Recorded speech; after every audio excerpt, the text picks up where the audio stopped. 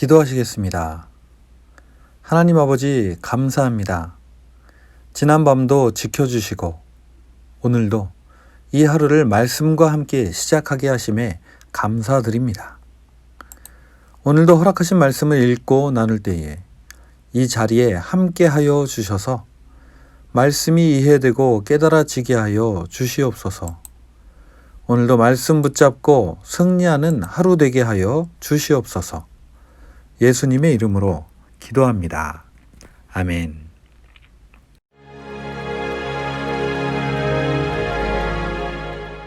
솔로몬의 부요함.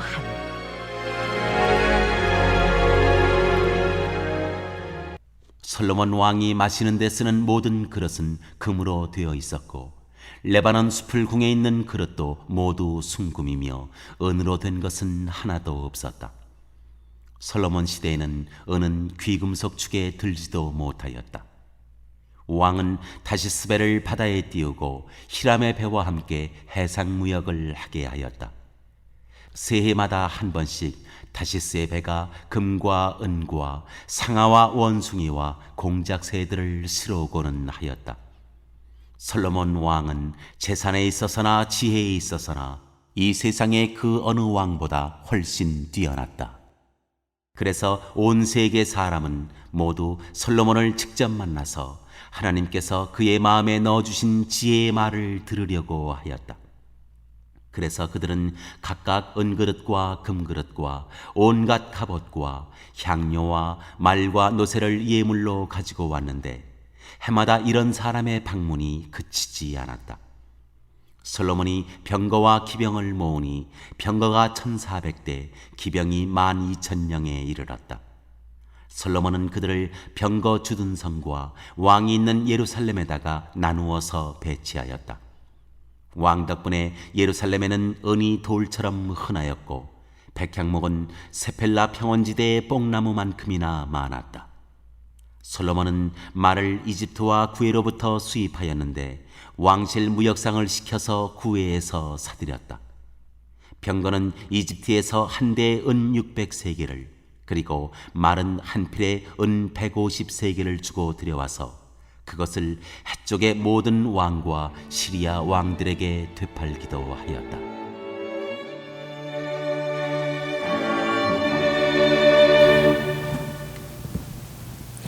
안녕하세요. 6월 11일 금요일입니다. 오늘은 열왕기상 10장을 살펴보도록 하겠습니다.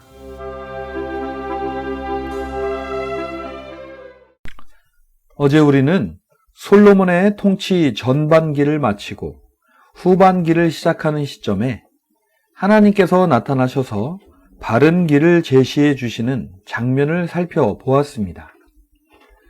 오늘 10장에서는 솔로몬이 후반기를 시작했을 때에 그의 명성이 어떠했었는지와 함께 그의 통치 전반에 걸쳐 그가 가졌던 부가 얼마나 많았는지를 기록하고 있습니다.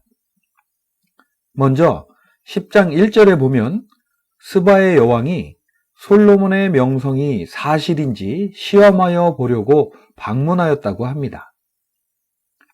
솔로몬은 여왕이 묻는 물음에 빠짐없이 척척 대답을 합니다. 성경은 솔로몬이 몰라서 대답하지 못한 것이 하나도 없다고 기록하고 있습니다. 아마도 스바 여왕이 아는 것만큼, 아니 그 이상으로 알고 있었던 것이겠지요. 스바 여왕에 대해서는 자세한 기록이 나와 있지는 않습니다만 제가 이디오피아 선교사님에게 들었던 이야기가 있습니다. 그것은 13절에 보면 솔로몬을 시험하기 위해 방문했던 스바 여왕이 돌아갈 때에 그 여왕이 요구한 대로 가지고 싶어하는 모든 것을 주었다고 기록되어 있는데 그것에 솔로몬의 씨가 포함되어 있었다고 합니다. 스바 여왕은 솔로몬의 씨를 가지고 본국으로 돌아가 아들을 낳았고 그 아들은 솔로몬을 찾아가 자신이 바로 솔로몬의 아들임을 밝힙니다. 그가 돌아갈 때에 솔로몬으로부터 법궤를 받아 가져가 자기의 나라 어딘가에 두었다고 하는 이야기가 전해져 내려온다고 합니다. 그리고 그 아들은 장성하여 에디오피아의 초대 황제가 되었다고 합니다. 이 말이 사실인지 궁금하여 위키피디아를 찾아봤더니 이디오피아 건국 서사시인 케브라 나가스트에 이런 이야기가 기록되어 있고, 에디오피아의 초대 황제인 메넬리크 1세가 바로 솔로몬의 아들이었다라고 기록되어 있다고 합니다. 잠시 얘기가 곁으로 흘러갔는데요. 아무튼 열왕기 저자는 스바 여왕이 솔로몬에게 찾아와서 솔로몬의 업적들을 보고 말하는 것을 통해 솔로몬의 지혜와 업적이 얼마나 훌륭했는지를 말하고 싶었던 것입니다. 6절과 7절을 보겠습니다. 여왕이 왕에게 말하였다. 임금님께서 이루신 업적과 임금님의 지혜에 관한 소문을 내가 나의 나라에서 이미 들었지만 와서 보니 과연 들은 소문이 모두 사실입니다. 내가 여기 오기 전까지는 그 소문을 믿지 않았는데 내 눈으로 직접 확인하고 보니 오히려 내가 들은 소문은 사실의 절반도 안 되는 것 같습니다.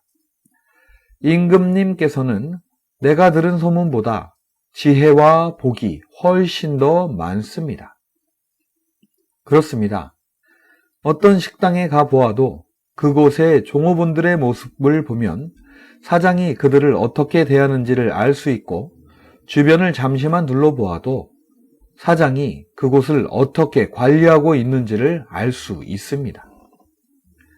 스바 여왕은 솔로몬 왕국을 샅샅이 살핀 후에 이러한 칭찬을 하였으며 솔로몬에게 지혜를 주신 하나님께 영광을 돌리며 찬양을 했던 것입니다.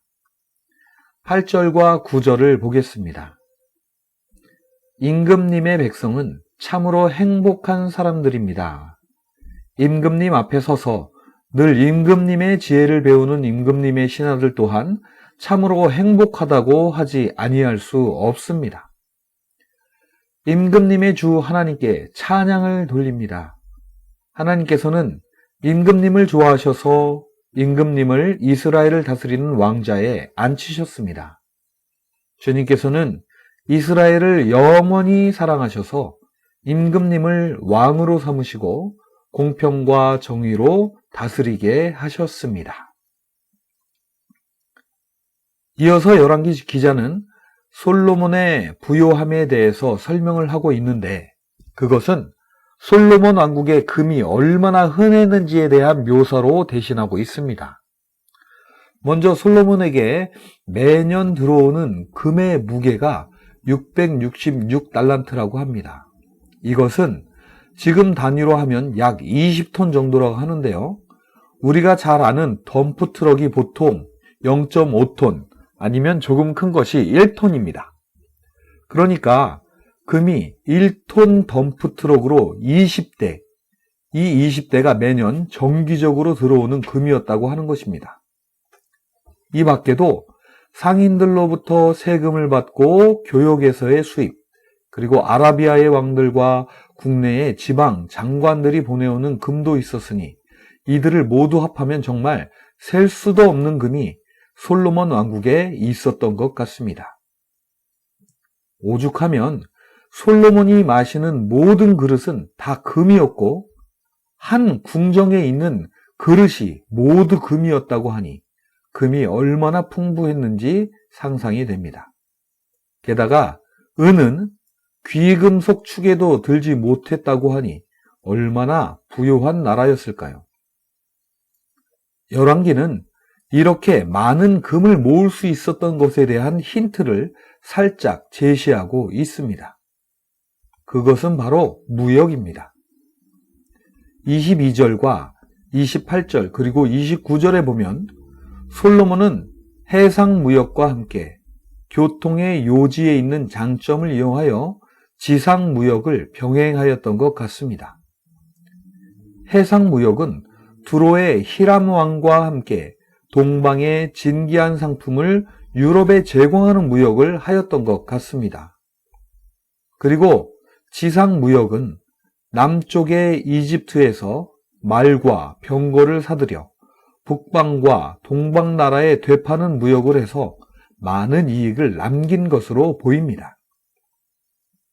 또한 지금 워렌 버핏과 점심을 하려고 경매에 참여하는 것처럼 솔로몬의 지혜를 듣고자 온 세계에서 온 모든 사람들이 그들이 방문 선물로 들고 왔던 그 예물들도 엄청난 양이었던 것 같습니다.